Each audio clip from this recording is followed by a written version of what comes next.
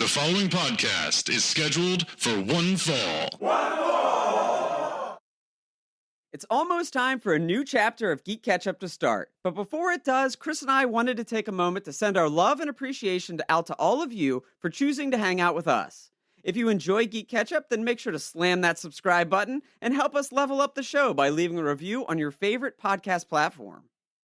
You can also find us on social media to get updates on all things GK, interact directly with us, and additional content from the world of geekery. GeeK KetchUp Podcast on Facebook and YouTube, at GeeK KetchUp Pod on Instagram and Twitter, links to all of which can be found in the show notes below and on our website, geekketchuppodcast.com. If you'd like to support the show, there's even links to our Square shop where you can find official GK merchandise like shirts and stickers, and our Patreon if extra content is your thing. Above all, though, the absolute best thing you can do is spread the love for the world of geekery by sharing the GeeK KetchUp podcast with your friends and family. Now get ready to enjoy today's show, and as always, remember to stay saucy. If it's nerdy, we're into it. Gaming, movies, television, wrestling, comics, whatever. We are Kyle Eckert and Chris Heck, two lifelong friends with a passion for the world of geekery. And this is the GeeK KetchUp Podcast.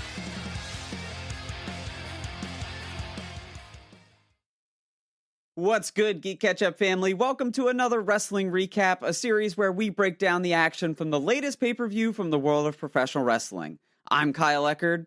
And I'm Chris Heck. And today, it's all about WWE Summerslam 2021. Just the second WWE pay-per-view to feature full crowd attendance since the Thunderdome era, the biggest party of the summer had more hype than ever this time around.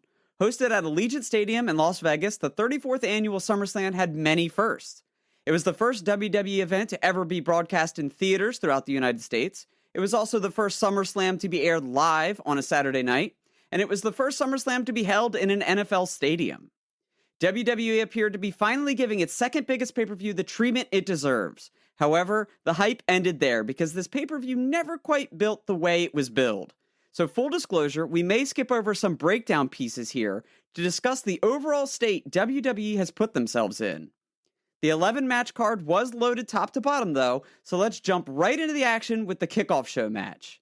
That, of course, was Big E taking on Baron Corbin. Over the past week, 2 weeks, Baron Corbin has been trying to steal Big E's Money in the Bank contract, and that story played out over this match. Corbin came down with that contract, Big E battling to get it back. Eventually, Big E did get that win and stole his contract back. Chris, what did you think about this one? Actually, I had this as one of the better pre-show matches that I've seen, at least over the last few pay-per-views. And I guess that's to be expected because regardless of what's going on with Baron Corbin, he's really, really good in the ring. Yeah. And then, of course, we know Big E's great on the mic, in the ring. He can pretty much turn anything into gold, it seems. And so I thought that they had a good back-and-forth match from the get-go here. It's just so funny because Corbin is like a huge conundrum for me because, I've been a big fan of Corbin since we first saw him back in the NXT days. Yep. And yet he's never quite gotten that level of like treatment and respect I would hope he would get in the main roster. He's had a couple small titles here and there, King of the Ring, like some nods. Sure. But in between everything, it's always been more of this kind of goofy, like, what is his character? Is he serious? Is he not? Yeah. He got the Baron for a little bit. Yeah. And I just want him to be more of what we saw in NXT, end of days Baron Corbin, where he was just wrecking everybody and really showing off that power. And that's just not what we've gotten, at least, especially over the last year of his career in the main roster. But the one thing I got to give him credit for is he leans into it. Yeah. No matter what they seem to throw at him, he just makes it happen, and he's on TV every week. So I guess he's doing something right now, even if it's not the level that I would like for him. Sure. I called him the Baron. It was the Constable. Oh, yes, the Constable, yeah. The Constable. You're right. He leans into every gimmick they give him, and he just tries to make the best of it. But yet the crowd still seems to just constantly hate. Twitter just constantly hates on Baron Corbin. But the dude is trying, so credit where credit is due. But we'll move on here because nothing really of significance came out of this. Big E got his contract back that he couldn't really lose because the contract can't be stolen. It belongs to Big E. And I thought it was really funny because that was the story they were trying to tell. But Cole and McAfee on announcing completely debunked the idea of what Corbin was trying to do. Right. So I was like, oh, odd story choices here, WWE. And that might be the theme of the rest of this wrestling recap. So we're going to go ahead and dive into the main show. The kickoff match was the Raw Tag Team Championships with Omos and AJ Styles, the current champion, taking on RKBro, that is Randy Orton and Matt Riddle. And as far as opening matches, this is probably one of the better matches of the overall night. Because of everyone that's involved. AJ Styles is incredible. Randy Orton is a consummate professional. Riddle is an up-and-comer. And Omos is just a hoss. So we saw some solid tag team action early on. I thought Orton cupping his hands and doing the flip of Riddle, doing a corkscrew senton. I thought that was a pretty nifty little move. And then we saw some nice big guy, little guy stuff out of Omos and AJ. Yeah, it wasn't a bad match. I was a little disappointed here because, you know, when they first were getting started, I was taking some notes here just on the stadium and the entryway. But, you know, it was like a mile long, right? But just the ambiance as the show was getting started. Yeah. That new Raiders Stadium looks awesome. It's like, you know, they had 4 levels of fans going from the 3 decks and then, of course, those on the ground. So yeah, just wanted to give a call out there. All the screens running around. I mean, it was just a great venue, it looked like, for a pay-per-view, especially the way WWE tends to just set everything up and get the stage and the ring together. So wanted to call that out. But I have to say, I was kind of bummed because I was running a little late, so I was eating dinner as the pay-per-view started. And then I needed to take my stuff to the kitchen, you know, hit the bathroom real quick. And so I was like, I've got enough time. It had just started, you know? Yeah. And by the time I came back, it was like right as I walked to the TV, I saw the ending, and I was like, what? I was like, damn. You're like, so I missed the meat and potatoes of it because it was just a lot shorter than I expected, given kind of the build. And yeah, AJ and Randy, these huge names. Mm-hmm. So that was a little bit of a bummer. I think all in all, it went maybe 12 minutes. I didn't have my timer running like I usually do, but it was certainly a 10 to 15 minute match. Like I said, it was solid stuff all around. Nothing earth shattering, nothing insane. But like I said, we saw some big guy, little guy stuff out of AJ and Omos. You know, Omos likes to throw AJ around, and that always looks cool. Right. But basically, what it all came down to was Riddle. Riddle was on the outside. He took out Omos by throwing him into the post. AJ caught that, so AJ goes to the outside, delivers a back-flipping DDT off the apron. I saw the replay of that. That was awesome. That was pretty cool. Very athletic. But once again, when he goes to the outside and gets that bit of a distraction, when he comes back in, it gives Randy Orton, once again, he's a legend. He's a legend killer. If you give him any sort of time, he's going to take advantage. So he gets the advantage back in the ring, eventually delivers that RKO and defeats AJ Styles. And you have RK-Bro are your new Raw Tag Team Champions. Yeah, I was happy to see that. I think that right now they're just a little bit more entertaining for sure than AJ and Omos. Like the AJ and Omos had it early on when Omos hadn't wrestled yet, but now we kind of know what we're getting out of him. And I'm happy to hear at least that you mentioned, you know, the tag team move between Randy and Matt, you know, seeing them kind of coming together, even though the Viper is, you know, being really hesitant about it. You know, it's like he doesn't want to, but he just can't say no to Riddle's enthusiasm. Right. Well, they were a tag team for a while, and then Randy disappeared for like 3 months, and they never really explained where he went. So then Riddle was on his own. Yeah. But Riddle is incredibly entertaining. Like, the guy just has charisma oozing out. Like, he's just so funny, comedic. And then you get him in the ring, and he's got that MMA background. He fights barefoot, so he can do strikes, he can do holds. Like, he appears to be able to do some suplexes. So interested to see where Riddle goes moving forward. Obviously, he's going to tag with Randy for a while, hopefully establish his resume a little bit. He's already a U.S. champion previously, now a tag champion, so he's halfway to that Grand Slam championship status. I do expect them to build it to a true Riddle versus Randy match situation. I mean, we see that all the time in tag teams where they eventually break up and fight. But I think just the way Randy is and Riddle being that up-and-comer, I think it'll just make for a good story to help continue to put Riddle over. It's true. It's true. And Randy has given him an RKO before. So. Oh, yeah. It'll happen again. It'll happen again, but more officially. But we'll keep moving along here because the next match was Eva Marie versus Alexa Bliss. This match had very few points. I think it went for maybe 3 minutes total. And all that quite happened is we saw Eva Marie attack Lily, Alexa Bliss's little doll, and that set Alexa Bliss off. She went into a full-on rage mode, eventually got the win over Eva Marie.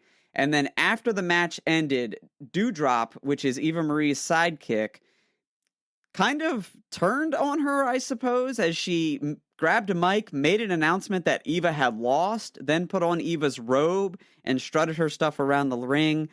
Very confusing. All these competitors and their storylines right now are just very, very confusing, and especially for the Alexa Bliss stuff. I know people are either all in and they love it, or they don't get it at all, and it's super confusing. Yeah, I mean, Alexis is still probably my favorite women's wrestler on the roster. You know, I think she's another one that's kind of leaned into anything that they've given her, and she's great in ring. And this gimmick where she's been all twisted version of herself, you know, coming from the Bray Wyatt stuff, I think that it's actually worked really well. I was happy to see they didn't just about face her when they released Bray. Yeah. But I do think that they need to figure out exactly how she fits in because, you know, they've been building this a little bit with Doudrop and Eva Marie. So it's not like this match didn't make sense for what's been going on, you know, on Raw and things like that over the last few weeks. But at the same time, there was just nothing to it. Like it just felt more like, hey, we just need something for Alexa. And then you've got Eva Marie here now trying to make this comeback. Yeah. And they needed just something for her. So it felt forced. I will say, I do think that it's nice to actually see Eva do some wrestling. And she did look a little bit better than maybe when she first came around. Right. Wasn't as much of a botch fest, I felt, last night as we've seen in previous Eva Marie matches. But yeah, either way, this was a dud. This should have been the pre-show match, and Baron and Big E should have been in this slot, in my opinion. That is fair. I would have been all aboard that switch right there. I'm not going to really give too many thoughts because it just doesn't quite deserve it. So we'll move along here to the Mario Lopez interviewing Orton and Riddle backstage. It was just kind of awkward, but it did transition us from that match to our next match, which was the United States Championship. I don't know, Chris, if you wanted to comment on Mario Lopez showing up at SummerSlam. No, when I saw AC, I was a little surprised. I did not expect that, but really I thought what was cool, I mean, it was a decent interview, even though it was definitely a little odd. Yeah. But what was cool was it kind of set off this trend throughout the event where they had these different celebrities and even had like a fan guest commentator or announcer. Yeah. You know, so they did this little trend of, you know, popping these people in instead of maybe having like the official host of SummerSlam. So yeah, it was fun to see, but it didn't really add too much either way. It's true, and we'll touch on a few other ones that happened later. It was almost like they were attempting the Mania celebrity type deal. Kind of, yeah. But very few of them hit the mark, if any. So we'll move on to this United States Championship. It saw the champion, Sheamus, taking on Damien Priest. Another one that was just a solid match. Nothing, not a barn burner. Nothing crazy here. We saw some technical holds very early on. And then a couple high spots I think we should point out throughout this match because it was solid. It was a solid match. Sheamus, at this stage in his career, is just putting on solid, 3-4-star matches. Like, none of them rock the house. None of them are going to, like, totally tear the crowd down and be this insane thing. But he doesn't really put on bad matches. And Damien Priest, still kind of in the early days of his main roster experience. So good stuff all around. But let's talk about some of the highest spots, some of the big things. I think Sheamus, taking control, throwing people into the post. We saw a massive bro kick as Damien Priest tried to jump off the top rope. That was pretty big. But maybe the biggest spot for the whole match was a botch. Yeah, there's a couple of them in this one. Yeah, and the botch that in particular would be Damien Priest trying to do like a front flip attack on Sheamus. So Sheamus is outside of the ring. Damien bounces off the ropes, then puts his foot on the second rope to flip over to the outside. And it just kind of looked like he didn't quite get enough, maybe like bounce or extension on it. And he came up short and he took a nasty hip bump. Yeah, he barely got past the ring apron. Yeah. And so it was almost like slow-mo because you saw it as soon as he went up, and he's so big, but he just got no forward trajectory. And so he hit short, and Sheamus wasn't even that far away, which makes it even more, kind of obvious that it happened because Sheamus was only a few feet off the apron himself. Yeah. And man, yeah, he just squarely hit his tailbone, and it looked like he bruised his ass. You know what I mean? Like when everybody's done it, where you just hit your tailbone on the ground or something, and you're like, you're just in that spot. It looked like that happened to him. It absolutely did. Yeah, it looked like it. I wouldn't be surprised if he's got like a Joe Flacco bruise up the whole left side of his body this morning. Yeah, but eventually they found their way back into the ring. We saw a big spinning kick off the top rope from Damien Priest. We saw a few, Sheamus does his little choke drops. We saw some of those. We saw a nice headbutt from Sheamus. I have to point out the headbutt from Sheamus got a replay. Yeah. And on the replay, Corey Graves goes, "Listen to the impact." But there was no sound on the replay. So I was like, I don't know if that was technical difficulties or Graves said the wrong thing, but it just made for kind of a chuckle moment for me. That's exactly what happened. And what made it even funnier was that after that all happened and played out that way, he goes, "Well, it was much louder in person." Like he totally caught that did not work out the way he was hoping. Yeah. And he tried to save it. I do think that the spinning heel kick by Priest off the top rope was impressive because, he's like 6'7", 6'8". So, and he's got like 17 feet legs. Yeah. Like they're just he's all legs. He's all legs. Yeah. So to get that big, spinning heel kick, it just looked like a freaking helicopter propeller coming around the side of it. For sure.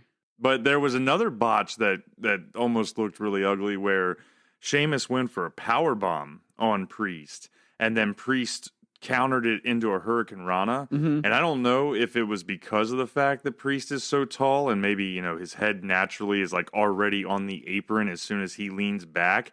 But when that happened, like it looked like Priest got planted on his head. Oh. Like it just looked like he didn't land right, and that could have almost been another bad spot. But they persevered, it probably was one of those things that just looked worse than it felt. But yeah, after the back bump outside, it was just like, ooh, man, this young guy's getting beat up. Yeah, well, that's the thing. Damien's not a young guy. He's older. Well, like, yeah, I guess, on the roster he's young, but on the roster he's young, but as like a, he's in his late 30s, early 40s because he had been wrestling for a while and made it to NXT and now WWE a little later in his career. That's a good call out, yes. Yep. But he is a relative young guy on the roster, so to finish off the match, Sheamus had Damien Priest in a bit of a knee lock on the ground, not quite a figure four, but it kind of looked like a figure four. One thing to note is Sheamus has broken his nose over the past couple months, so he's wearing a mask right now. During this knee lock, Damien rips off the mask, protecting Sheamus's broken nose, and that kind of sends Sheamus in a tizzy. It swings the momentum back in Priest's way, and then he gets a series of offense in. It all ends with the Reckoning, which is kind of his swinging DDT-type finisher, and then he ends up getting the win and his first WWE Championship. Yeah, I was happy to see that, especially after what we talked about in Mania. When we did the Mania recap, and we were talking about how well he did in that match against Miz and Morrison and, working with Bad Bunny and kind of carrying that side of the match. Sure. He really has maintained that momentum, unlike a lot of the other folks that we've seen come from NXT up to the main roster who have just kind of stalled immediately or just gone nowhere. Yeah. For whatever reason, he's been able to persevere. He's been on Raw, pretty much every week. No, he hasn't been on Raw every week. Maybe recently. He's been on recently. So, I think he had the big match at Mania, and then what ended up happening is he disappeared for a bit, and it was like, okay, he got this momentum with Bad Bunny, and it's odd because when he does come back, he definitely keeps the momentum. They keep the hype around him that he's an important figure, but then he does these weird things where he disappears for like 2 weeks. No, maybe I didn't catch that because I felt like I was seeing him on Raw. Maybe it was more, I'm just thinking the last couple of weeks building into this SummerSlam match versus right after Mania. But either way, fair. That is fair. Yeah, absolutely. Yeah, but either way, really what I was getting at, though, was just to see him, go from that Mania match now into a solo title match here and get the win. I just like that trajectory because he does seem to have a lot of promise. He's pretty good in ring. He's entertaining. He's got a cool character. So, yeah, I think he could have a good little run here as U.S. champ. I would like to see him to keep building, but that's my thing. So, my critique on WWE with Damien Priest is make sure he is on every week. Because if you're going to keep that momentum going, I need to see him every week. And they've done it successfully somehow, despite not having him on every week. He went away, they brought him back for this feud with Sheamus, and now he's really starting to build. So hopefully he continues all of that momentum into the fall. But we're going to continue our momentum along here, because up next was a promo package for WWE 2K22. WWE video games took a break last year after the dumpster fire that was 2K20, and they're back with a new game, and that new game is coming out in March of 22. Are you hyped for this? Do you think you'll get it, or do you think you'll wait to see what the reviews look like? I think after the last few years, and especially after 2K20, absolutely have to wait for the reviews. Like, I do want to get hyped for it. You and I, we're the kinds of folks, like, we don't play every year, but, every couple years, pick it up. Yeah. Get that fix, have it in the catalog to play when it comes up. And, I think that after what happened with 2K20 and how bad it was, we just got to really see, like, did they hit the reset button? Does it really hit different as they are promoting? But I think I was actually watching that promo last night that they played and was thinking to myself, the AEW video game is coming out at some point too. And maybe this one will get there before then. We haven't seen a release date for the AEW game, but that's looking kind of promising from what they've shown so far. So yeah. But really, the new WWE game has to hit the mark, because if it doesn't, and I'm going to be all over AEW. Oh yeah, for sure. That's going to be the wrestling game I play. Well, and I say, not to get totally sidetracked, but AEW's video game is being made by THQ, which used to make the WWE games that we all remember and love. Yes. And then they moved away from it. So kind of like a little perfect storm for AEW on that side of things. They've built themselves as the wrestling that we all remember. Right. The people of our generation, and now they're hitting the same stride with their video games. So it'll be interesting to see. Competition's a good thing, man. You know? Like, oh, yeah. They better be looking at it on the WWE side and saying, like, this game has to hit the mark. Otherwise, they're going to really probably lose some folks to the AEW game side. For sure. So our next matchup, though, is the Smackdown Tag Team Championships. It is the champions, the Usos, taking on the Mysterios, Dominik and Rey, the classic father-son duo. As far as the match goes, this one did pick up the speed compared to the rest of the matches that we had seen so far. They were all a little slower, slugfest. This one really brought the speed out the gate with Jimmy and Rey, like, just picking it up. And it's kind of funny because I saw this thing where they were talking about, I don't think the Usos, like Jimmy and Jay and Rey Mysterio, are physically capable of having a bad wrestling match. But as far as everything else that took place here, I don't know how I feel. Please just make the Usos go away. Like, I'm so over the Usos, and then, the out-of-ring stuff, and just seemingly never making a difference in whether or not they'll put them on TV. I'm just over it. I'll just throw that out there.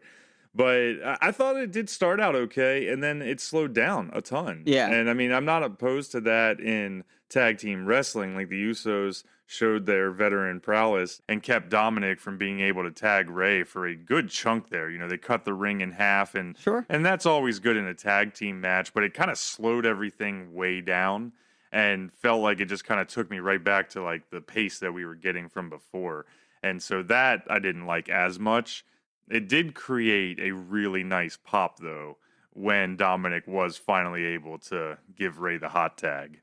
For sure. And that's kind of how my notes are laid out, exactly the way you described it. It started out hot, but then all of a sudden when Dominik got brought in, the veterans took advantage of the young kid and beat him up for a while. Then we got the hot tag. And then once the hot tag happened, Rey and all hell broke loose. We saw a pretty solid, and that's what I meant by, like, it's hard for Rey Mysterio to have a bad match. Like, I'm talking physically, athletically, wrestling-wise. It's very, he's just so impressive, even at his age. We had a great back-and-forth sequence between he and Jimmy. We saw super kicks and 619s and Hurricane Ranas. We saw Rey go to the top rope for a frog splash and give a little Eddie shimmy. Yeah. That was really nice to see. Ultimately, he didn't hit that frog splash because he went for it, and Jay got the knees up. That reversed control of the match, which allowed Jay to start laying in some offense. That whole sequence culminated in Jay delivering a big splash on Rey's spine, rolling him over, and he gets the pin. The Usos retain, they are still champions, and the Bloodline is still holding on to that piece of their championships. Yeah, I kind of expected it more so just because of the Roman aspect in their little faction that they've got right now. I didn't like that Dominik pretty much disappeared. Yeah. After he did that tag, he was just gone. Like, he never came back, and we didn't really get much out of, like, Dominik and Rey from a tag team perspective. No. It was kind of just one or the other fighting the Usos as a tag team. And I think that's unfortunate. Like, I know Dominik's not his dad right now, but he's shown some promise and he's got some athleticism. Yeah. And you would hope that working with a legend like Rey Mysterio, would take him to that next level. But maybe just with the timing and the slot and everything like that was really what I felt was kind of missing out of this. Yeah. It was like two separate handicap matches instead of a tag team match. That is fair. That's totally fair. I think the one Dominik thing in this match was he did a dive to the outside very early on. Yeah, that big cross body, I think, right? Big cross body. That was a follow-up to Rey doing the baseball slide. So both Usos were on the outside of the ring down, and Rey went off the ropes and did a headfirst baseball slide underneath the third rope to the outside and landed on both Usos. Then when they stood up, Dominik finished it off with a crossbody, but that was very early on in the match. And outside of that, he didn't really do much. The only thing for me with Dominik is I try to remind myself that he's still very green. That's true. And that he debuted a year ago or so, but he spent the majority of his career in the Thunderdome with no fans. Yeah. And so now that we're back with fans, maybe it's a little intimidating for him. But either way, you would like to see a little more growth if he's going to get that tag team championship spot. Exactly. But we won't beat it to death, and we'll keep moving on here to a very strange set of segments as we had Tiffany Haddish interviewing Damien Priest in the back over his U.S. Championship win. That was what it was. But then we moved on to Rick Buggs coming out and doing a guitar solo called Interlude. And basically he just played Shinsuke Nakamura's theme song on his guitar, which he's been doing for weeks. But that's really all it was. It was like 2 minutes of him playing on the guitar. Nakamura came out with his newly won Intercontinental Championship, and he and Pat McAfee just kind of air guitared and rocked out in front of the announcer's booth for 2 minutes. Yeah, this was so bizarre because I remember being like, I didn't realize Shinsuke was on the card. Yeah. And, Rick Boogs is doing his thing. And then they do the whole entrance, and then they went right into the promo video for Bianca and Sasha. And I was like, what the hell just happened? Like, what was the point? Like, King Nakamura versus nobody here? Like, why did we even need this? Yeah. And on top of that, like, I think I texted you, I was questioning if Rick was even playing the guitar this time. Like, he definitely does. Yeah. And he has a lot when in the other events on Raw and stuff, or SmackDown, whatever it's been, when they come out. But here, like, I was just looking, and I play guitar, so I kind of have a little bit of an insight, but, like, just looking at how his hands were, the notes, and then the fact that it was all violin in the audio this time, like, I think he might have just been playing air guitar, too. Yeah, they were all air.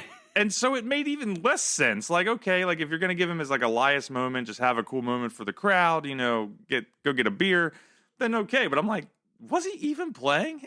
Yeah. It was very, very odd. It was odd indeed. But that also leads into the next segment, which was very odd. It was a strange 30-minute piece for WWE, leading from the interview to the guitar solo to Bianca Belair versus Sasha Banks as it was billed to be for the SmackDown Women's Championship. We were getting that rematch from WrestleMania. However, Bianca comes out, and then right before Sasha is about to come out, we get the announcement that Sasha Banks is unable to compete and that Bianca Belair would be competing against Carmella, the new challenger, the same person she wrestled on Friday night at SmackDown and beat. So that was a little weird. The crowd did not enjoy it. They were booing it like crazy. I was pissed. I was like, what? Yeah. I mean, stuff happens. People get hurt, right? So, okay. But, like how good Sasha and Bianca were at Mania, how good they've kind of built this match since Sasha came back over the last few weeks. Like, this was a close second for what I was most excited for, vying right there with, like, Edge and Rollins. But yeah, so when that happened, like, it took all the wind out of my sails.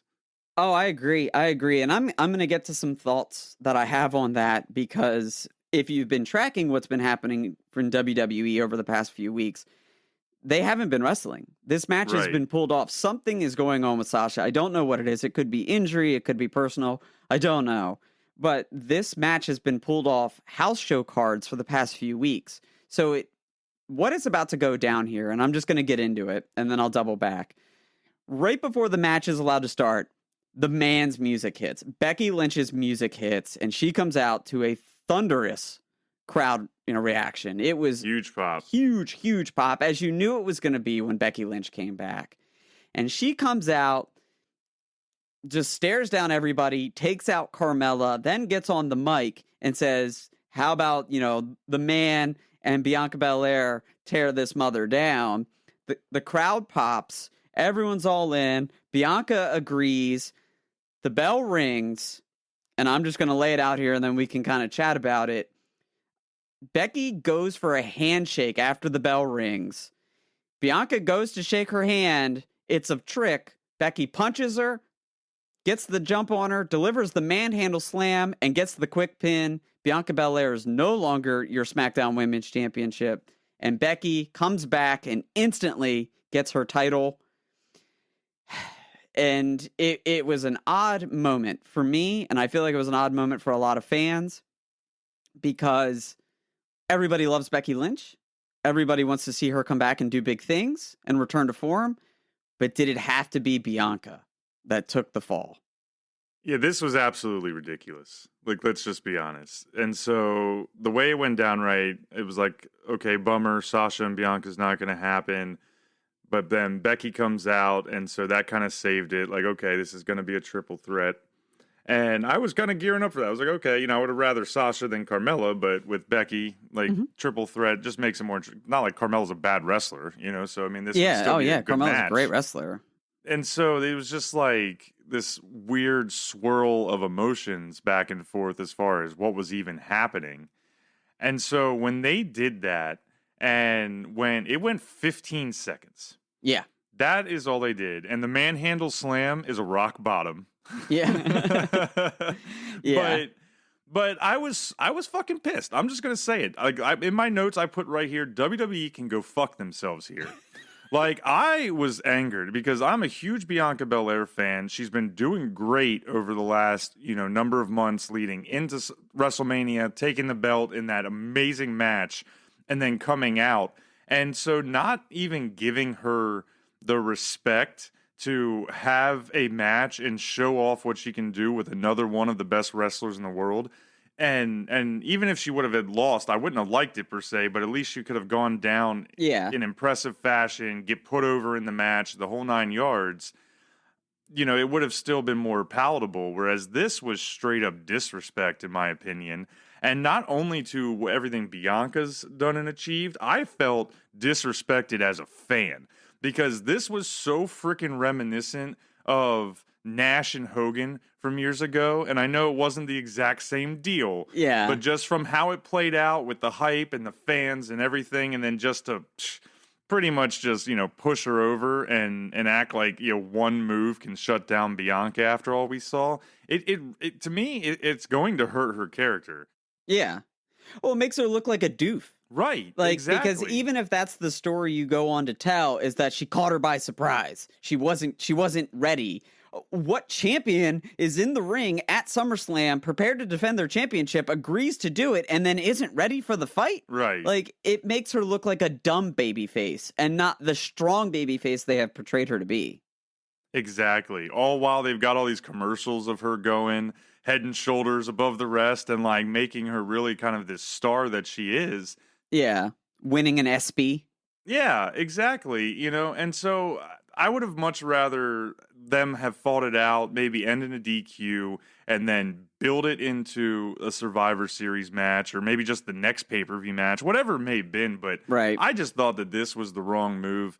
Unless we find out that Bianca's actually hurt or something to where, like, she can't have a match and just, bunch of different circumstances but it didn't seem like she wrestled 2 matches on Friday night. So yeah, right. Yeah, I was gonna say she wrestled on Friday night, so it's not it's not that. Like, no, it's not that I at don't all. think it is. I'm just saying, like, unless something that we don't know at this moment in time comes out later this week, it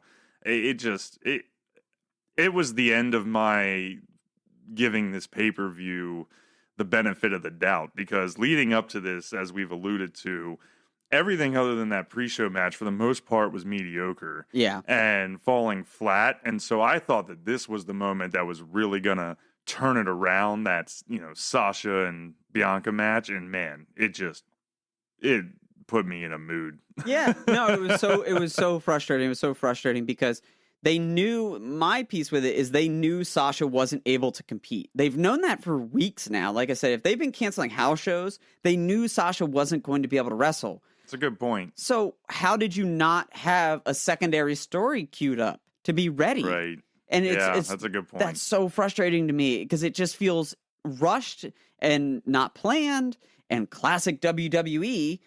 And you're like, you had all this time to figure this out, to properly bring Becky back, to properly do this feud. And instead, you've essentially ruined all characters. Because now you're either making Becky a heel, which is not what you want to do when you bring her back. She's too hot to be a heel. Or you've made Bianca look weak. Yeah. Which is also which completely discredits everything that you've been doing since January when she won the Royal Rumble. Yeah, exactly. That's exactly where I'm at with it. I completely agree. And it's not to say, I guess I should have said this at the beginning like you did. I tweeted this. I love Becky Lynch. She's an amazing wrestler. Yeah. I am happy she is back, but this is not the way I saw it going, and this is not what I wanted, because Bianca is right up there with the best of everybody right now. And I don't even know what else to say. Like, it really pissed me off. The final thing I'll say on this, and we'll get there because this is in 2 matches from now, the Raw title scene, the Raw women's title scene is a show right now. Yeah. It is a little weak, and by little, I mean a lot. And it could have very much used an infuse of Becky. Right. So why do this on the SmackDown side of things where things are going well? Do this on the Raw side of things where they need Becky Lynch right now.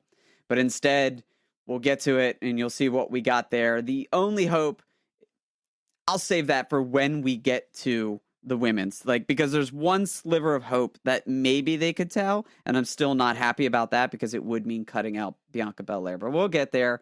But up next, we had another fanfare moment with some Olympians coming out. We got Tamara Mensah-Stock and Gable Stevenson. They are gold medalists from the Olympics this year. They came out, and little tease from the announcers that we may see them in the WWE down the line. WWE has a history of bringing in former Olympians with success. So hopefully we get a little more of that. Wasn't going to do a deep dive because the next match was Drew McIntyre versus Jinder Mahal. This was just, once again, 2 big, beefy boys kicking the crap out of each other for about 5 minutes. But a bit of a letdown because it's like the same Drew McIntyre match that we've been seeing for probably 2 years now. Yep. And I actually really like Drew McIntyre, but we need something new out of him because this wasn't good.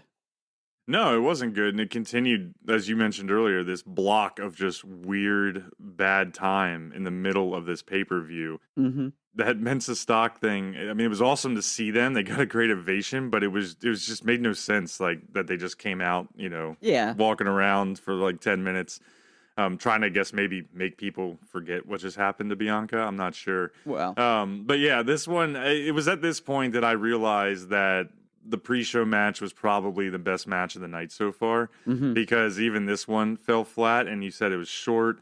Even though Jinder and Drew could have had a big hoss powerhouse match, they didn't. Yeah. Highlight to me was the 4 belly-to-belly overhead suplexes that Drew gave to Jinder from each corner. That was kind of cool.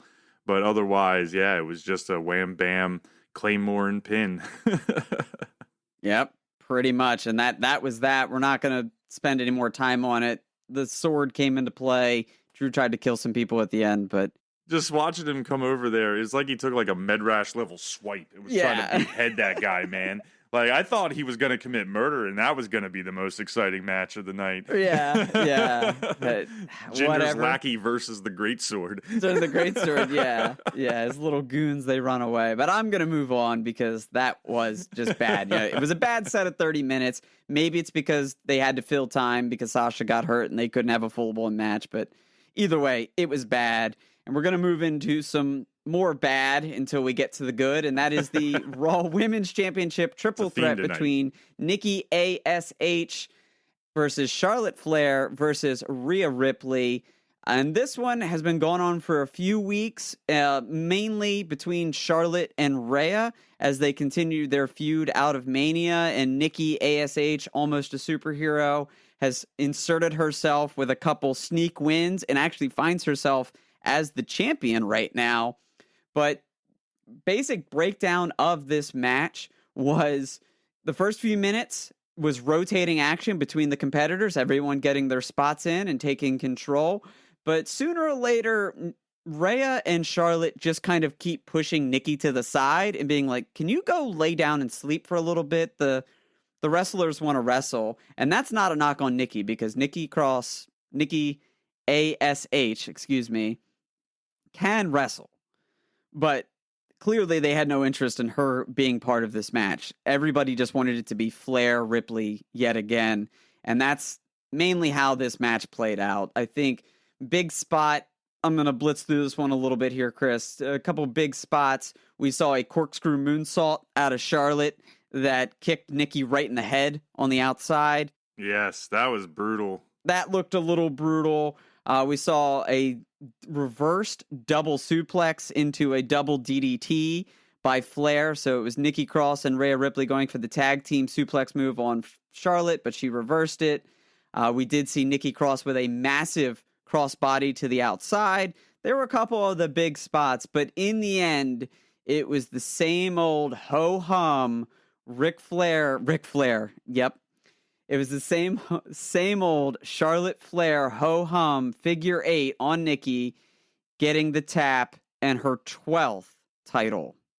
Yeah, it was the best match of the night so far, and it was a pretty clean match. It was more entertaining because it was a faster paced match with the triple threat, and so I liked it from that standpoint. I thought it was just a good match overall, but it still felt kind of like a Raw match. It didn't have anything super special to it. It didn't have anything that was just like, oh my God, this is awesome kind of moments to it.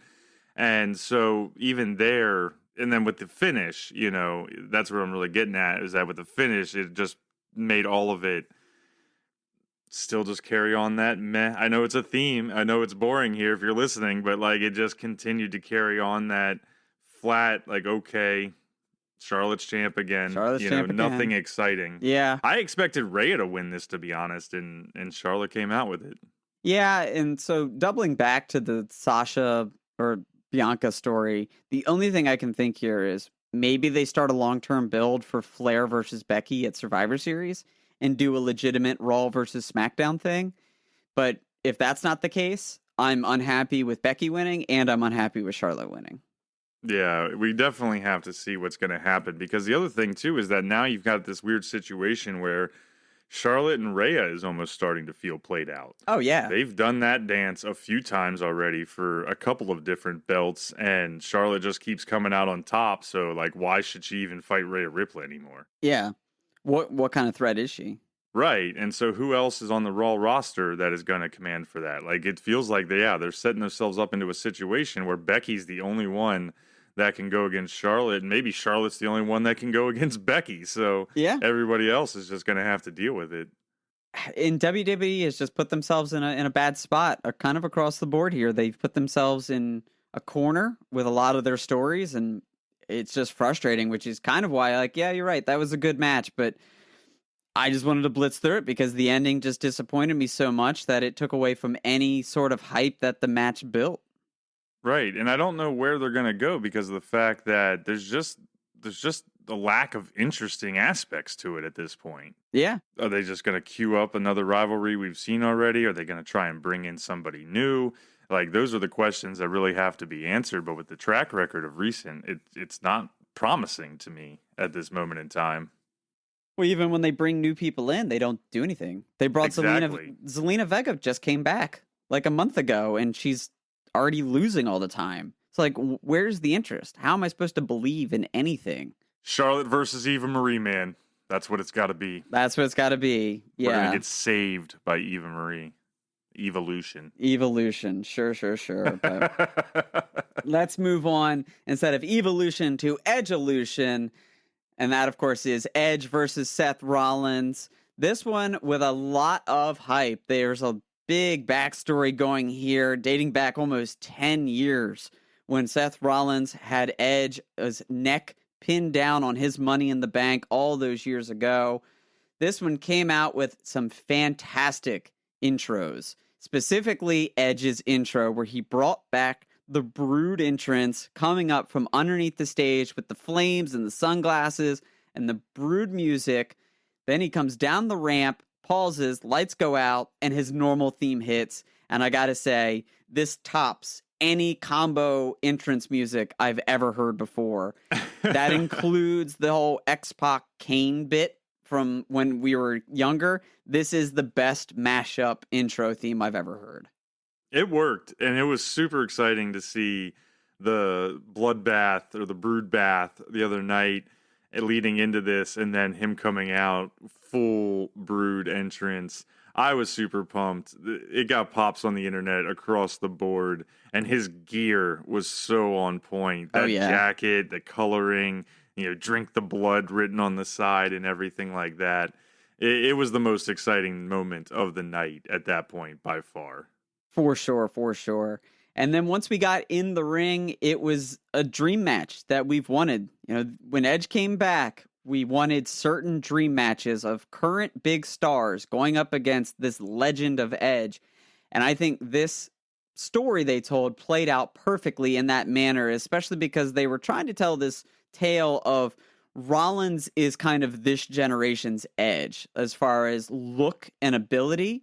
Maybe not necessarily character-wise, but maybe some also with the opportunistic, Yeah, there's some similarities there. Yeah, and I thought they did really well there, even down to the ring gear almost being the exact same and kind of mimicking each other with the pants.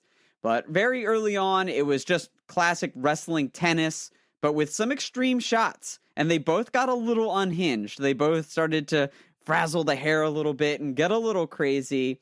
Seth may have had a slight advantage in the early going. He hit a massive frog splash.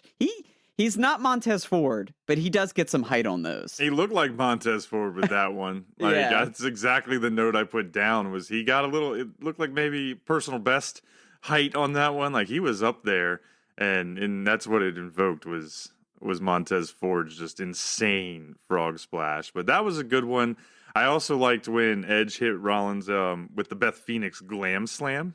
Oh, yeah. Yep. That happened a little later in the match. A little later in the match because we saw some pretty solid storytelling where Seth had the advantage, but Edge was always doing these very subtle little things to save himself either from not taking the full brunt of the hit or rolling out of the ring right at the right time so he couldn't get pinned.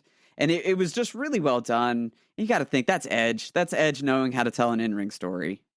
Oh, yeah, there was a lot of drama there. And to that point, I really think that Edge is on a completely different level than the rest of the roster. Yeah. Because looking at his body of work since he has come back, whether it's the promos or the in-ring, I mean, he is just telling different levels of stories. He's more believable. He's more natural at it. And I think that, some would say, oh, it's just nostalgia of the Attitude Era. But I think that it actually just goes to show that intensity, and I don't know, there's just a difference in believability from everything that Edge is doing versus what you see from the bulk of the younger guys and the rest of the roster. Whether that's a trust factor that Vince has in him versus maybe what they allow the younger guys to do, I don't know. But it just, everything he's doing, like, you feel like that's him. Like, it's real life, it's him, it's how he is on his day-to-day, and he's not just acting. Yeah. Oh, yeah. I completely agree. I think he's just a top-notch professional wrestler. I think he put in his craft when he was a young man. He learned how to both in-ring storytell, out-of-ring storytell, and he just is one of the greatest of all time. And we're really getting to see him come back in that light, in not his prime, but still able to tell those types of stories in ring and not look like an old man or like not be fully capable. Like, and I don't want to knock on The Undertaker, but in the later years, The Undertaker couldn't quite physically do what he was able to do as a younger man, but Edge still can. Yeah, 100%. I think Edge has completely set the bar for what it takes to be the best in the world. Ooh. If you know, you know on that one, folks. If you know, you know. But we're going to keep moving along here with a few other big spots in this match. We saw Edge deliver a swinging neck breaker off the top rope. It took a little long to set up, but in the end, it looked pretty cool. We also saw the classic Seth superplex roll up into another suplex Falcon Arrow with a close 2 count. Edge broke out of a pedigree to deliver that glam slam later in the match. That was super cool. But then on the flip side of that, we saw another counter where Edge goes for a spear and Seth Rollins turns it into a pedigree. That was really cool. Twist. Yeah, that was really cool. So he didn't quite hit it. Like, you could tell, like, I think if you were familiar enough with the pedigree, you could tell what he was doing, because the way they landed and he had the knees, like, he got the landing right.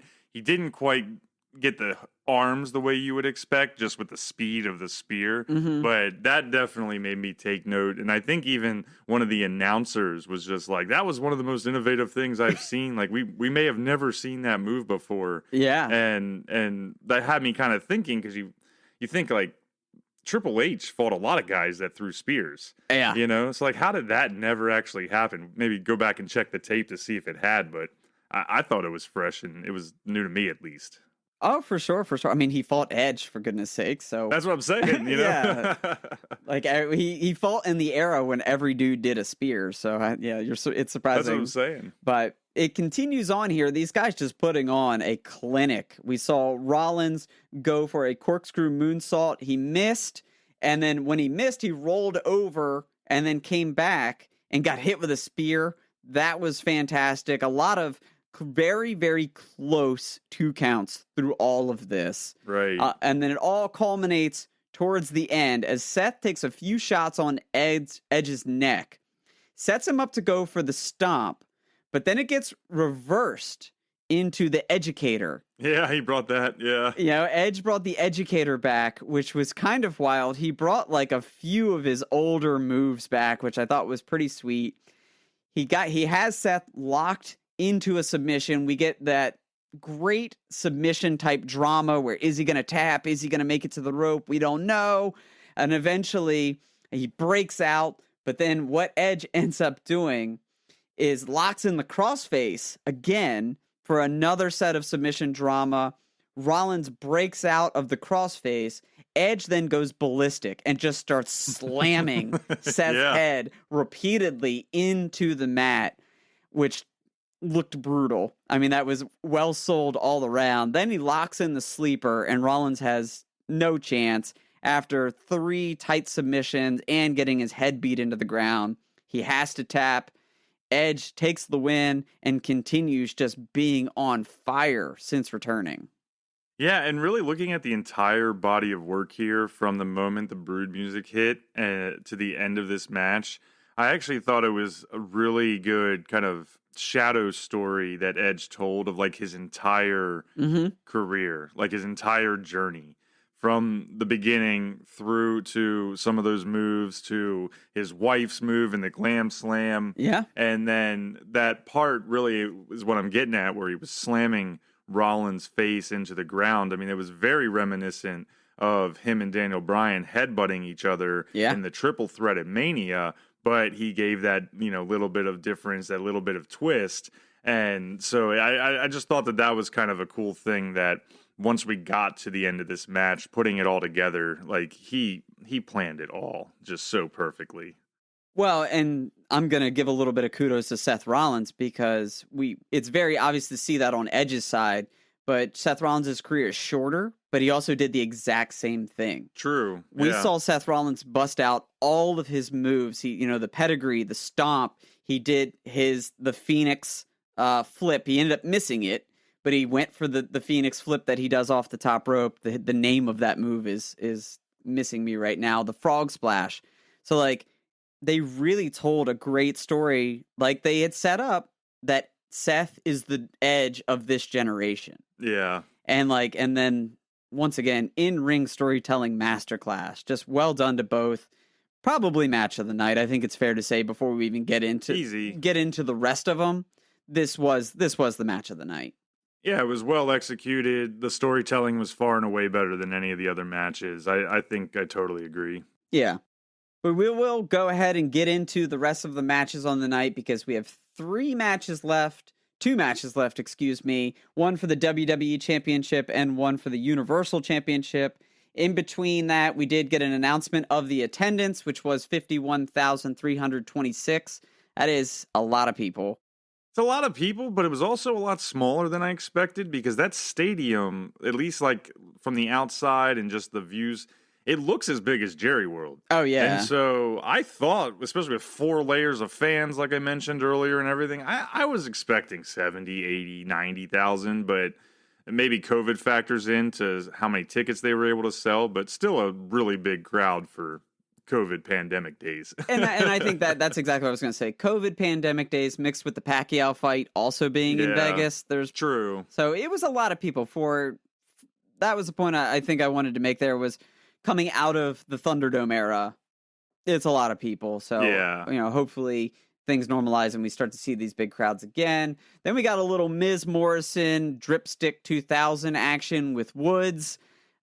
This one, Woods needs to be making a lot of money. That's all I can say is I hope all of these guys, for as goofy as situations as they put themselves in and the dumb stuff that they're asked to do, I hope they're all getting very well paid. Yeah, it was just another moment that's like, okay, if you're going to do this stuff on a Raw or SmackDown, fine, but there was no need to even waste this time.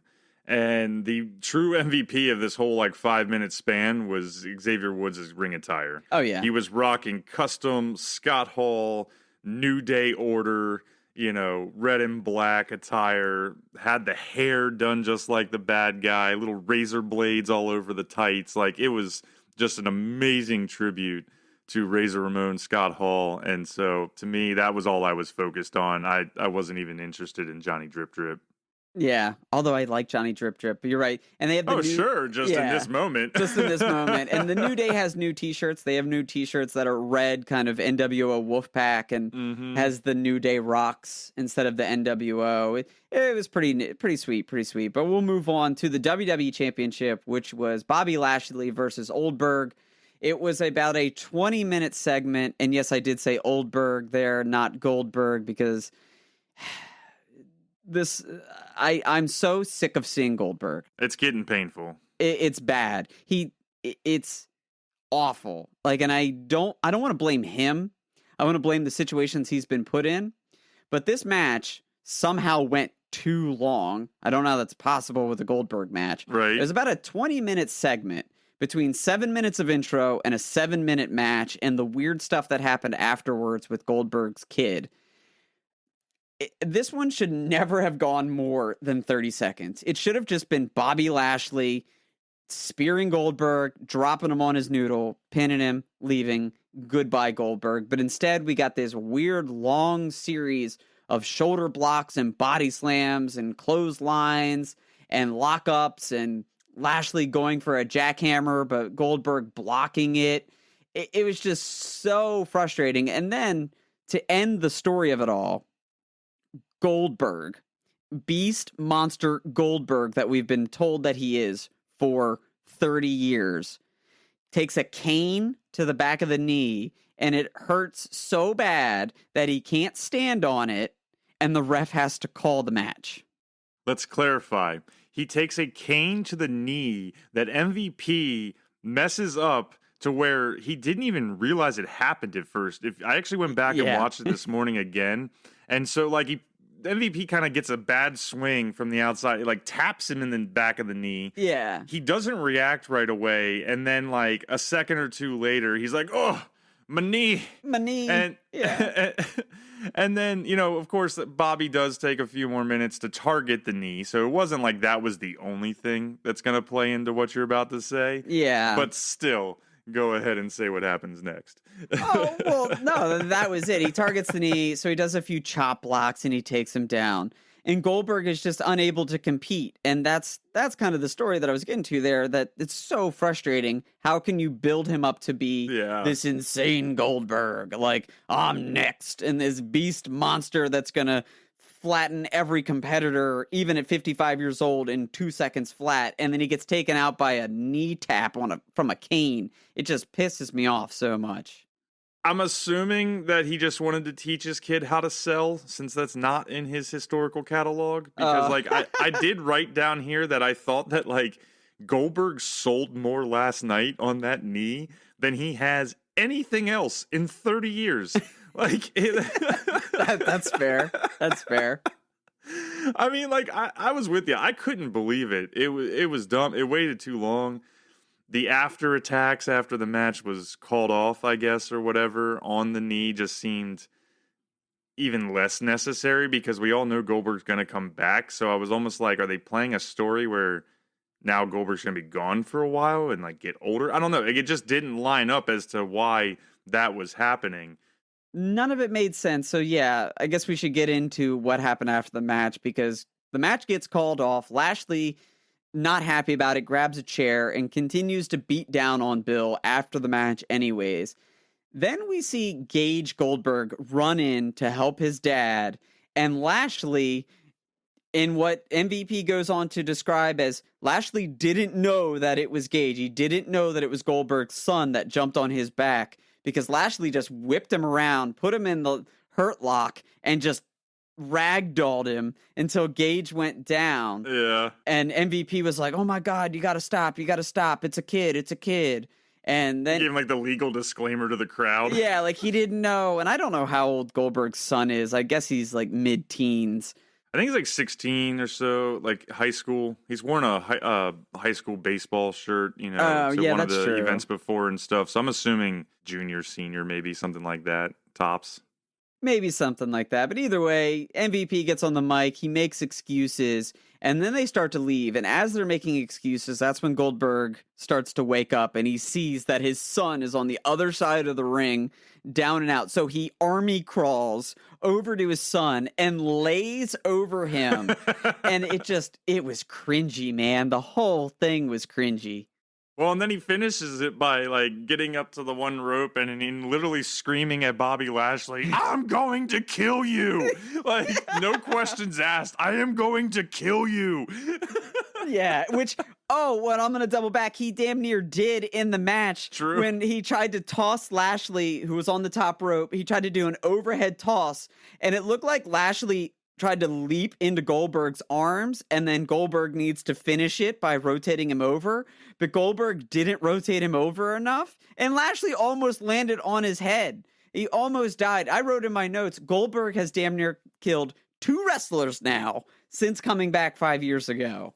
Pretty much anybody he steps into the ring with, there's at least one moment where you think that guy's going to end his career. Yeah. Yeah, it just was bad. It was pointless again, and now we have this like whole new era of Goldberg where we have to figure out what it even means. Like, you know, does he sell now? Like, is he indestructible? It kind of kills his whole mystique, the little bit that they used to even bring him in. Yeah. And then the kid thing, they've been doing the spots with the kid now, I think 2 or 3 times over a couple of events. And I guess if Dominik Mysterio and Rey wasn't a thing that we've seen for the last, year, I wouldn't mind it so much. Like, right. Props to Gage Goldberg, and if he can be a wrestler, then good. Like if that's what he wants to do, and this is all a thing. But otherwise, like, I don't need another father-son storyline in WWE right now. No, I'm with you. I think the big takeaway from all of it, and WWE should react to this in some way, the crowd popped so loud when Bobby Lashley got Gage into the Hurt Lock. Oh. They were literally cheering. That's true. Like, the crowd was cheering for Bobby Lashley, this grown man, to choke out this teenager. And I'm like, you're in some dangerous territory here, WWE. I didn't even think about that, but that's a good point. Yeah, the crowd was cheering. The crowd was cheering it. And I'm like, that's not okay. Like, you can't go down that path. People want to see Goldberg so little that they want you all to maim his child so he can never come back. That's what's going on here. It's just a dangerous precedent I think they're setting. And I hopefully they can course correct and get it figured out. I don't know how you never want to see this is how Goldberg goes out, because he has been this monster for the industry. Yeah. But man, do they need to figure out a way to write him off to the sunset. Well, right, and that's what I'm saying. Like, we don't even know what's going to happen next. Like, is he just going to come back for the next pay-per-view and miraculously be fine? Is he going to have to go heal up for 9 months on an ACL injury, and then we're going to have to deal with all this again next year? I just don't see any real smooth road where this works out in a positive way. Yeah, that's true. It's true. We'll see. And the worst part about it all is, historically, WWE does not do well with long-term story. Exactly. So you can't even trust them to do this properly. They get like 1 out of 20 right. Yeah, which is also the frustration. Maybe we'll save this one for the end, with the frustration with a lot of this moving out of SummerSlam. But let's go ahead and move into the final match of the night, and that is Roman Reigns versus John Cena for the Universal Championship. John Cena coming back from his Hollywood days to take on the tribal chief, the leader of the bloodline, the head of the table, Roman Reigns. And John Cena came out with probably the best set of merch we've ever seen from John Cena. It's the point where I know I texted you and I said, damn it, I'm going to have to buy a John Cena shirt, because that shirt was awesome. Yeah, everything about it. The shirt, the hat, the 16 up retro Mario mushroom life looking, logo, the Super Mario 3 shirt, all of that was really solid. I do think, after seeing some of our group chat texts this morning, though, it is interesting that CM Punk for a while has had a shirt very similar to that out there and available. So this wasn't an entirely original design. Oh, I didn't know that. That seemed interesting. Yeah, Matt sent a thing to the group chat this morning and showed something from CM Punk. Dang, I did not know that at all. So yeah, neither did I. But will last have to see. Seeing that gear, I thought it was pretty sweet. All the titles on the back, made it a little bit better. Yeah, I'm just now pulling this up. Yep, that is even down to the little animated character that is a knockoff of Super Mario flying through the air. Wow, oof. We will see. Fired. Shots fired. Shots fired. But I think at this point, John Cena is whatever. John Cena loves wrestling. It's in his heart, but his eye is somewhere else. But let's get to the match. It was a bit of a slow start with a lot of mind games and lockups and shoulder tackles early on. We saw Cena do a couple quick takedown attempts, and that was kind of how the whole first 10 minutes of this 20-minute or so match went. Was Roman Reigns really beating up on Cena, and Cena just trying to go for surprise roll-ups or surprise pins and just get a shock, because that was the story being told. Cena just needed to beat Roman. He just needed to pin Roman to get that 17th title win. It's true, but it didn't work. Like, in my opinion, this match was boring. Oh. I was struggling watching the beginning of this match. Like, I actually 100% fell asleep during this match because the whole beginning was, it was just Roman stalking Cena seeming like he forgot how to wrestle outside of doing those quick roll-ups. I know it had been more than 500 days since he'd been on a pay-per-view, but like, John Cena is one of the greatest of all time. He can do almost anything athletically. Like, how was this not a drag-out, knockdown slugfest between the two guys? I just don't understand where that mentality was. Like, yes, all Cena had to do was just roll him up to get the win. That's how all matches work. Right. But you're still John Cena. You know what I mean? Yeah. And so just how slow it played out, it was reminiscent of when Brock just murked him, at SummerSlam a couple years ago, and he did like nothing but just show up.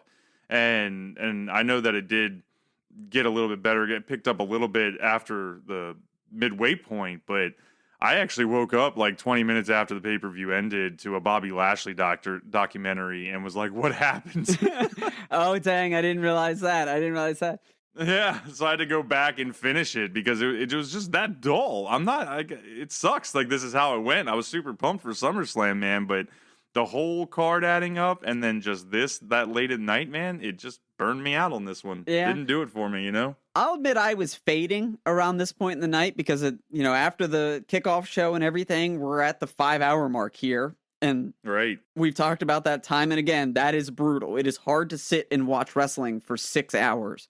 It's even on a good pay-per-view, it's hard to do. Right. And so this slow start of them just kind of exactly, I'm glad you put it was very reminiscent of the SummerSlam from years ago where Brock just came in and took Cena to Suplex City, the origins of Suplex City, and Cena just fighting any way he could to get back.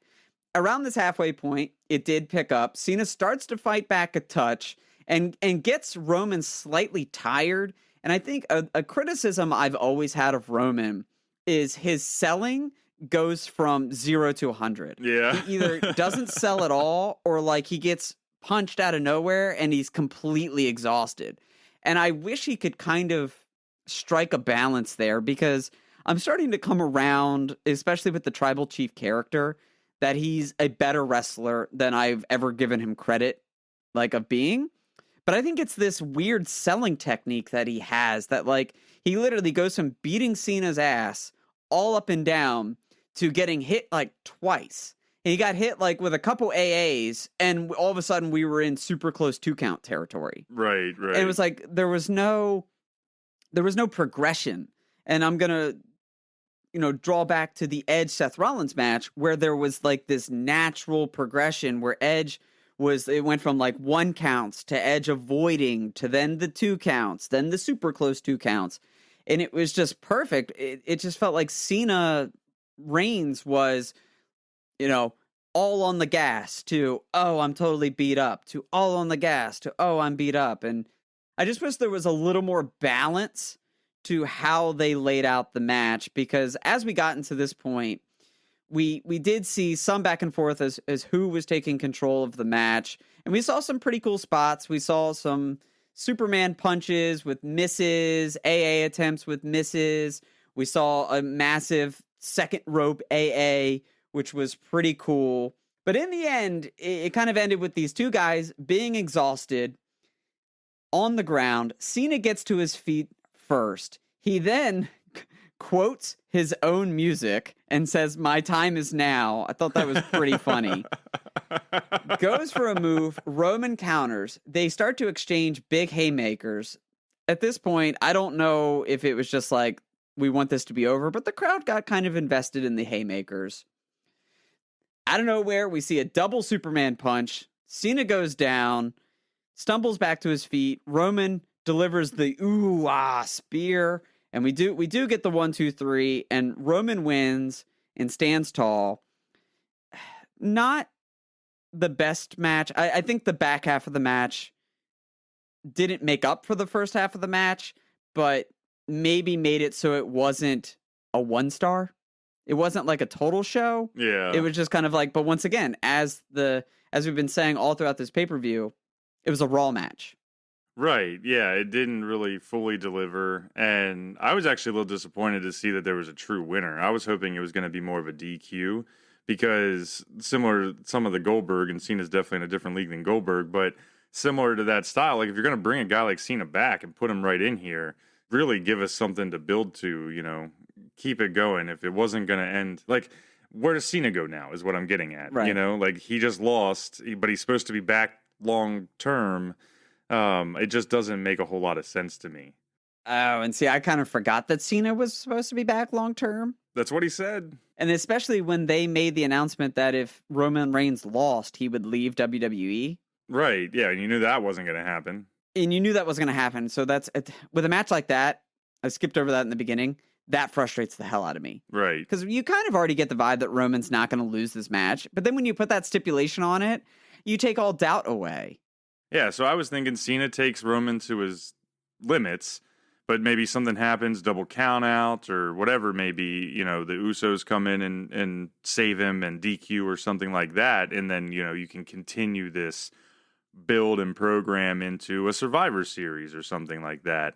And so it didn't seem to have a viable payoff there. Yeah. And, of course, what happened right afterwards makes it even more confusing as to where we go from here. For sure. So as Chris alluded to, Roman's standing tall, and then Cena's on the ground, and we hear Brock Lesnar's music hit, and the Beast is back. He comes down to the ring, has a stare-off with Roman. Heyman, totally confused, cowering in the corner, not sure what to do with himself. And that is ultimately how the pay-per-view went off the air. So Brock is back with a horrible-looking top knot. Roman is confused, not sure what to do. Heyman is even more confused, cowering in the corner, not sure where his allegiances lie, whether it's with his old Brock Lesnar, advocate, or his new person he's advocating for in Roman Reigns. We'll see how it goes from this point on. Yeah, I mean, the interesting thing out of all of it is Brock and Paul, right? You know, there is an angle there. Will Paul stay with the head of the table, or will he come back with the Beast? And so I imagine that could make for a little bit of an interesting storyline. So there's a positive going into the next few weeks and the next pay-per-view. But there's still the Cena thing. Yeah. Like, I just don't understand where Cena fits in now, especially if he's going to be here beyond this match. And maybe it doesn't ultimately matter because, we're going to move on with Brock and Roman for the most part. But it just didn't fit together well. Yeah. And it's not a clean transition, in my opinion. It kind of just leaves a lot to be desired. Well, and to double down on that, apparently after the show went off the air, Brock Lesnar delivered several German suplexes to Cena in the ring. I don't know if you saw any of that coverage, but what? Yeah, and a lot of crowd footage and cell phone stuff like that is circulating that after the show went off the air, Cena makes his way back into the ring, but Brock just, goes full suplex city on him. Oh my God. So not something official. It was just Yeah. that makes no It makes it even more confusing, and this is my final point on the whole pay-per-view, and it's my frustration with WWE, because very similar to what happened at Mania, where I was pissed off that stories were either starting or continuing at your biggest show of the year, your biggest payoff show of the year, that has now happened again with your second biggest pay-per-view of the year. Right. You're not giving us any conclusions. You're only continuing storylines. And that makes it very hard for me to invest in these big pay-per-views. Like, how can you come into these pay-per-views selling me on this massive hype, the biggest party of the summer? This is this year's WrestleMania because we finally have crowds back. Right, yeah. And then you deliver in this manner, kind of across the board. I'm not just talking about Cena Reigns. I'm talking about the entire pay-per-view. Oh, 100%. They didn't give us any conclusions. They just kept things trucking along, almost as if this was just a weekly program. And that's bullshit. Yeah, exactly. It's just utter bullshit. You need to be doing better. You watch the weekly program to get the payoffs in the pay-per-views. That's how it works, or how it's supposed to work. And here or there, okay, a match or two, sure, especially the undercard matches, that makes some sense, and that's pretty typical. But these big feuds, it makes less sense, and it is frustrating because, you just don't know then when to tune in or what's important. Yeah, you don't know. Because and my thought about all of this is if you are going to do that style thing on a pay-per-view, don't do it on a big four. True. Yeah. Do it on Hell in a Cell or Extreme Rules, Yeah, Money in the Bank. You have all these monthly pay-per-views, Payback, this and that, Judgment Day. Do it on those. Don't do it on SummerSlam, Survivor Series, Royal Rumble, or Mania. Those are your big four. They've been your big four since the 80s. And it's when you need to deliver the most. Exactly. Don't give me some continuation BS. Well, despite being back in front of a packed Las Vegas crowd, this year's SummerSlam fell flat with what felt like a lack of inspiration and excitement from the roster. Unfortunately, poor booking, mediocre matches, and little to no memorable moments will leave this year's SummerSlam one for the archives with little reason to return for a rewatch. Head over to the GK social pages and let Kyle and I know your thoughts about what went down at the biggest event of the summer. Thanks for listening. If you enjoyed this discussion, go ahead and smash the subscribe button so you never miss a chapter of GeeK KetchUp, and leave us a review on your favorite podcast platform. Also, be sure to follow GK on social media. You can find links to all of our accounts on the show notes below and on our website, GeeKKetchUpPodcast.com. There's even links to our merch store and Patreon if you'd like to support the show. But as always, remember to stay saucy, you nerds.